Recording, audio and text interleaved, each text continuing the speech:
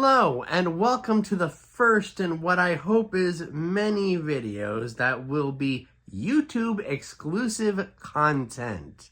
Back when I hit 5,000 followers in January, I promised that I would be doing an exclusive Q&A video about whatever you guys want, including behind the scenes questions and questions for my characters. Now, this is the first in what I hope will be a series of videos because I received quite a lot of questions. Today, we are focusing specifically on background behind the scenes questions about the making of the show and my process and things of that nature. So let's get right to it. So I have my questions written down right here and my answers as well. Let's see. The first question is from Joseph Thompson 44758. And he asks, what inspired you to make the Gates of Judgment? That is a great question with a bit of a story. Back a few years ago, I was commissioned to write a play for a local community college. The whys of it don't matter right now. Basically, they wanted me to write a play that was mythology in nature. They wanted the subject to be specifically mythology. But other than that, I had full creative control. As a result, I started thinking about JC's series, Hell's Bells. That would be See Ya Later on various platforms. And she has a series that's very similar to mine, where she has the front desk of hell and souls who complain at it and things of that nature. So I wanted my play to be somewhat in that vein, but I wanted to be a little bit different. And what I thought of was, what if a college student ended up in the afterlife, but they didn't have a religion? They wouldn't know where to go.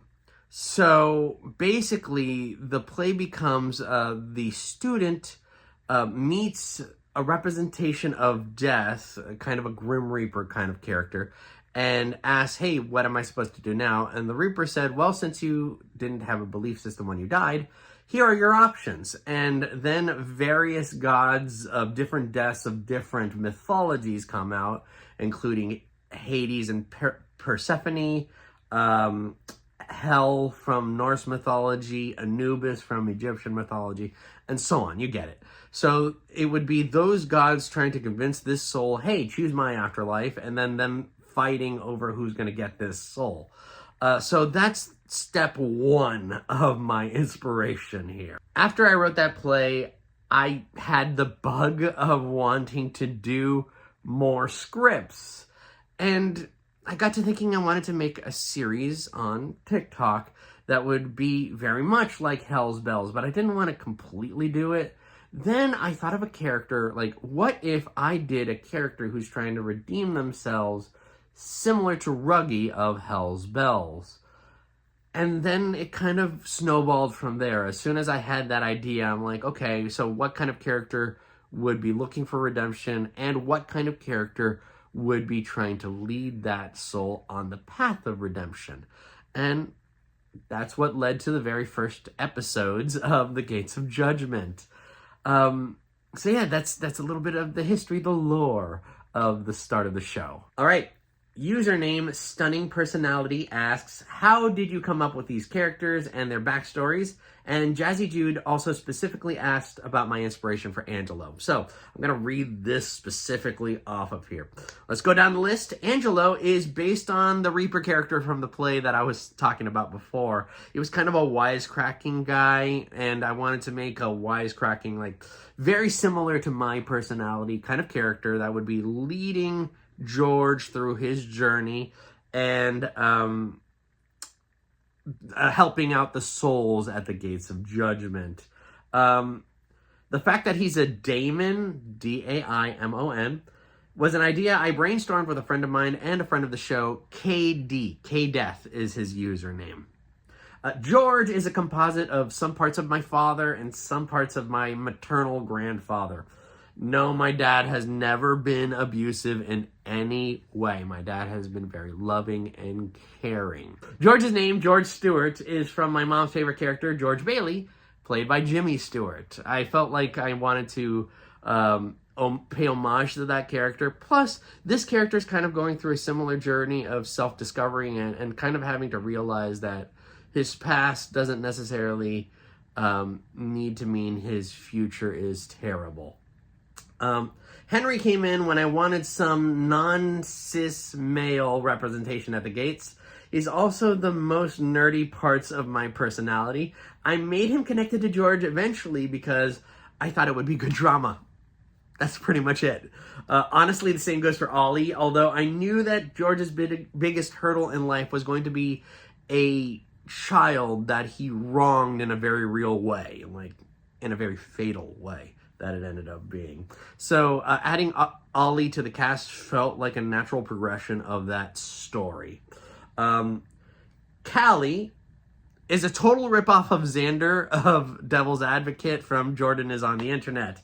I wanted a really cute kid character that was like recurring, so I decided to just go with a female character. Plus, it's kind of funny seeing me in a bow anyway. You all know that. So I decided to make her a girl. Just so happened that as I was writing the character, George wanted to be a father figure to another kid anyway, so it all worked out. Like, that's how the story ended up going. With Am, I just wanted a character like Spock or Data. I love Data from Star Trek Next Gen, so I wanted a character that was similar to that. Entirely logical, not entirely human in any way. Bring some more variety to my cast. That's not just a bunch of only guys, Jay, again, I wanted an expansion that was not just a cis male character. Jay, are going to be a recurring character around the gates. The rest are just my interpretations of different gods, not really based on anything specific. All right, next one. Yvonne Perez, or Perez, I'm not entirely sure, there's an accent on the first one, so I think it's Perez, asks, what does the process look like? How do you come up with a script? Do you write them the same day of recordings or days ahead? Great question, and again, I've had this written down. Let me go ahead and just stick to the script here. I try to keep myself several scripts ahead, though I've been slipping on that a lot as of late, and sometimes I do script same day. If an idea comes to me same day, sometimes I will script it same day.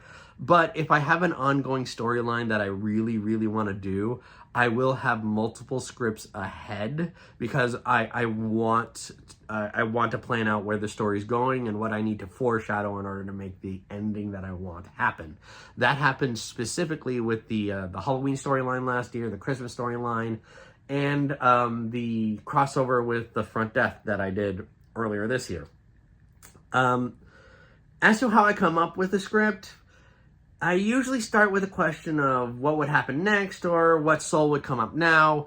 Sometimes I try to think of something, I haven't done a mean soul in a while, let me do that. I haven't done an informative episode in an episode, let me do that. Or I want to think of something a little bit creative, which is how I came up with the soul that's kind of popping in and out, and because they're trying to resuscitate the soul, and the one most recently where the soul is in a coma and technically not dead yet. So I wanted to do something a little bit creative with that. Once the script is ready, I film everything within the TikTok app itself. I film one character's line in full first, then change costumes and film the other character's lines, and so on. Then I start editing with the TikTok app. It's really easy to do with some practice. You can move clips around really easily, and I learned that really early on. So, I film one character in full, then another character, and then a third character and fourth character if I need to. After I've edited together, about 30% of the time, actually it's more like 45% of the time, I realize I forgot a line, or something went wrong with the line, or I want to re-record something, so I have to go back, re-edit that specific line, or redo that specific line, and then go back to editing, blah, blah, blah. But once it's edited, once I'm finished, Once it's edited, I caption it using the TikTok automatic edit captioning thing, and then I have to copy edit that. I fix the grammar, then I post. And usually after I post, I realize that I missed some little clip of me like turning off the camera or flubbing a line or something. I'm still learning how to do this job on my own, okay? I'm not great at editing yet. But that's all for behind the scenes questions right now. That's everything that I have written down. Hopefully you've enjoyed this YouTube exclusive content, and I will continue this series for as long as I can with continuing questions. If you have any questions for me regarding my show, regarding my fandoms, regarding my collections, whatever, feel free to post them down in the comments. I will get to them in the future. Next episode, we are going to specifically character-based questions. So if you have any questions for my characters, George, Henry, Ollie, Angelo, Hermes, Loki, Callie, Am, Psyche, any of my characters, please feel free to leave them and I will get to them as soon as I can. Laters.